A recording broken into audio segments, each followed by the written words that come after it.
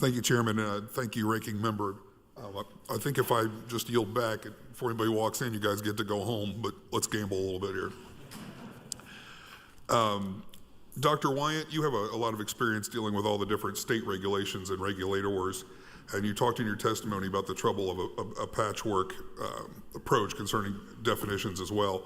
Could you talk about how having 50 different regulations and 50 different definitions of something would complicate your business? Thank you, Congressman. Appreciate that question. Yeah, so having this patchwork of regulation means some farmers in some states have tools available to them. We're just going over a border. They don't have that tool. And that's quite frustrating to the growers. We experience that. I'm from Arizona. We have access to tools that Californians don't, even though it's just a river that separates us. Climate's very similar. The stressors are very similar. Maybe the same for Midwestern growers now, where there's this heat dome going across the country. An incredible stressful event for a crop that's developing and at a sensitive time for yield. The heat dome doesn't care where state borders end and where they begin. It's a climate event. It's a weather event. So I think cleaning up some of that patchwork and providing a federal definition of what a biostimulant is and what it isn't, and excluding it from FIFRA would really just expand access to the toolbox and even it out throughout these different states. Thank you. Is that something you see a level of concern from the average farmer about, or are they not as concerned as they should be? If you understand what I'm trying to ask. I hear the frustration. I came up in agriculture, California, Arizona. My first territory was Phoenix to San Diego. We farm out there. If you're eating a salad in the wintertime, it's coming from us. And lots of frustration from growers on the California side because they know their buddies over the river in Arizona have a tool that they don't have access to, and they're frustrated. And it's slow, it's delayed, and it's years later maybe that tool does show up on the toolbox. And it's just differences in how states approach innovation.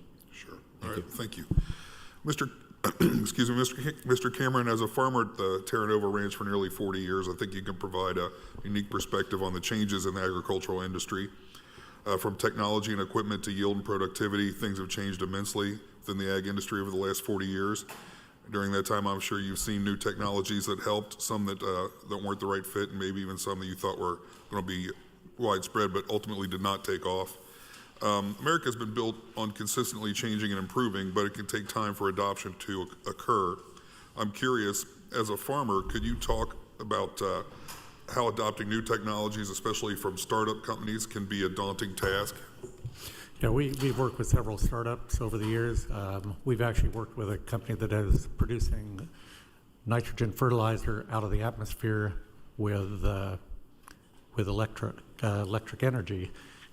They came to our farm. We gave them a corner of the ranch. We actually had Secretary Vilsack see that, called it lightning in a bottle.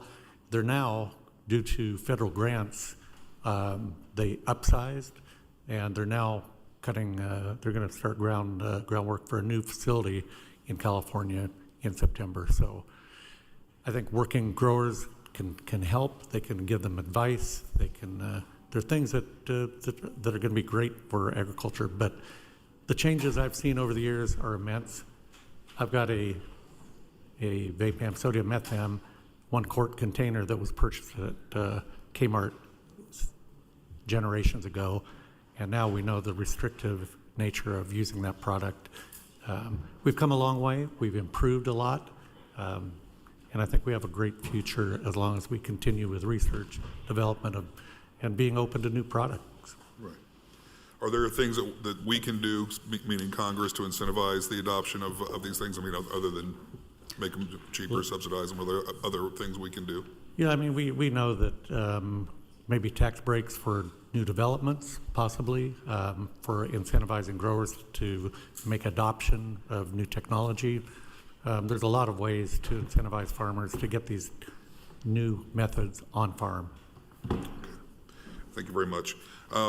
Appreciate everyone's time and sacrifices you made to be with us today, and sorry about that. Yield back, Chairman.